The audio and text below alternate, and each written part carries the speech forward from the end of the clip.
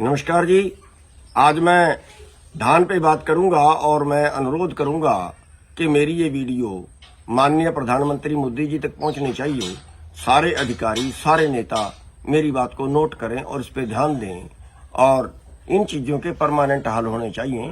तो मैं माननीय प्रधानमंत्री जी के नोटिस में लाना चाहता हूं, क्योंकि जो निचले वाले लोग हैं वो हो सकता है सारी बातें प्रधानमंत्री जी तक ना पहुंचती हों, वो हल निकालना भी चाहते हो लेकिन वहां तक बात नहीं पहुंचती, अधिकारी बीच में लटका के वापस कर देते हैं बात। तो इसलिए मैं वीडियो डाल रहा हूं और मेरी वीडियो जो है इसको चाहे एप्लीकेशन माने, चाहे इसको आप जो है एक मांग माने, जो भी आप इसको मान सकते हैं, लेकिन समस्या का हल निकलना चाहिए। आज क्या है, मंडी में धान पड़ी है, रेट 2320 रुपये है, लेकिन बिक्री है कहीं 2150, कहीं 2200, कहीं 2250। अलग अलग जगह से खबरें आ रही हैं कि 17 मॉइस्चर का माल पे भी कट ले रहे हैं। कहीं एसोसिएशन ने फैसला कर रही हैं कि इससे ऊपर जो खरीदेगा उसको जुर्माना लगाएंगे, कहीं वो अंदर खाते सेटिंग कर रहे हैं और माल मंडी में पड़ा है। ज्यादातर माल मंडी में अभी तक पड़ा है, और जबकि सरकार के अनुसार 27 तारीख से खरीद आ गई थी और अभी जो है 16 तारीख आज हो गई है, तो माल की मंडियों से उठान नहीं हो रहा। ऊपर से मौसम खराब है, अगर ऐसे में बारिश पड़ जाती है तो मंडी में जो माल खराब होता है वो अभी तक ये भी तय नहीं कर पाए कि वो सरकार का है, कि किसान का है, कि आड़ती का है। बर्बाद होगा तो कौन होगा। तो साथियों, इसलिए मैं आज ये वीडियो डाल रहा हूं और ये माननीय प्रधानमंत्री जी को संबोधित है कि ये झगड़ा क्यों है, इसका परमानेंट हल क्यों नहीं निकलता। तो जो सेलर वाले कह रहे हैं उनकी बात भी ठीक हो सकती है, क्योंकि अगर उनको कोई 10 रुपए बचेंगे नहीं, उनको नुकसान होगा तो कोई हमारा धान क्यों उठाएगा, कोई उसको क्यों खरीदेगा। आड़ती जो है, अगर उसकी दुकान पे माल तुलवा दिया और उठाया नहीं और वहां पड़ा पड़े पे बारिश होगी, खराब हो गया, तो वो क्यों खरीदेगा, वो क्यों दुकान पे लगाएगा। और अगर कोई लगा भी लेगा किसान से कह के भाई खराब हो गया तेरा, वजन घट गया तेरा, चोरी हो गया तेरा, ना बिका तेरा, खराब हो गया तेरा, तो अगर वहां उसको कुछ हो जाता है तो वो किसान मर गया। और एक तरफ हमारे देश में 23 करोड़ लोग भूखे हैं और दूसरी तरफ हमारा अनाज मंडियों में बर्बाद हो रहा है। तो मैं कहना ये चाहता हूं कि इस पे जो सेलर वालों की समस्या है उन पे ध्यान देना चाहिए सरकार को। जब तक उन पे आप ध्यान नहीं दोगे तो इस समस्या का समूल हल नहीं होगा। और ये परमानेंट होना चाहिए, आर्टिफिशियल नहीं। अब की बार पॉलिसी और अगले बार और अगले बार, और हर साल हमें सड़क पे बैठना पड़ता है, फिर हमारे पे मुकदमे बढ़ते हैं, फिर लाठियां चलती हैं, फिर सरकार हमें गलत बताती है, हम सरकार को गलत बताते हैं। बैठ के एक बार उसका हल निकालें। और जहां तक सेलर वालों से मैंने पूछा है, उनकी समस्याएं उन्होंने बताई। सबसे पहली समस्या तो हमारी से पेश की है कि सरकार को जो है वो मार्च तक चावल उठाना होता है।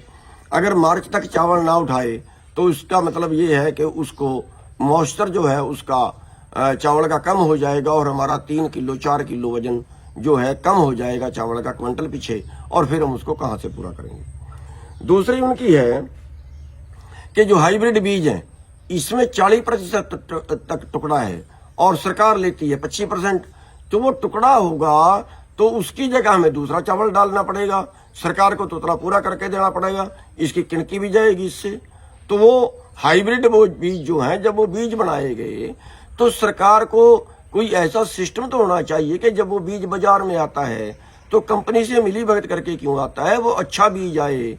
जो अगर बीज काबिल नहीं है, उस टूटता है, टुकड़ा है या क्वालिटी खराब है, वो तो बीज मार्केट में आना ही नहीं चाहिए।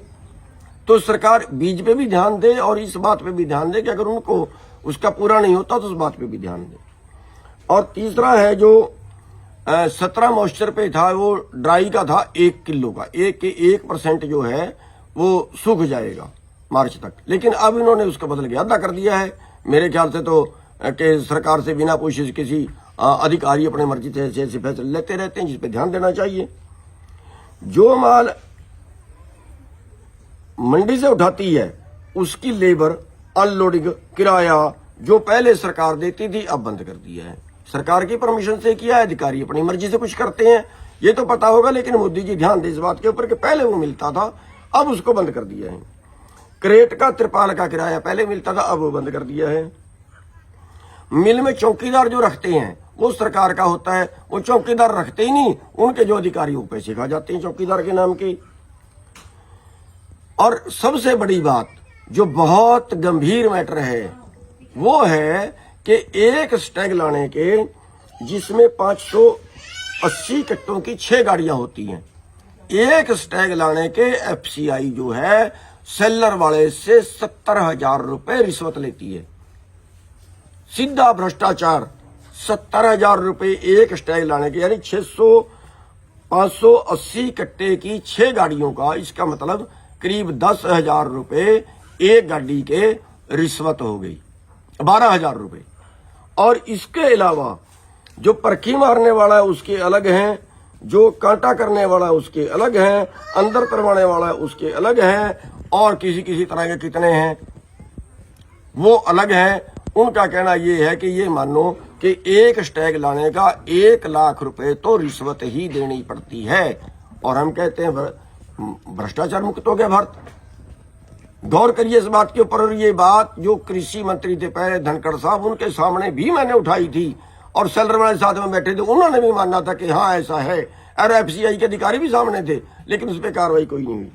और एक जो सबसे बड़ी बात है कि ये दे रहे हैं 9 रुपए 52 पैसे कुटाई क्विंटल की हरियाणा में, और छत्तीसगढ़ में यही कुटाई 120 रुपए क्विंटल है।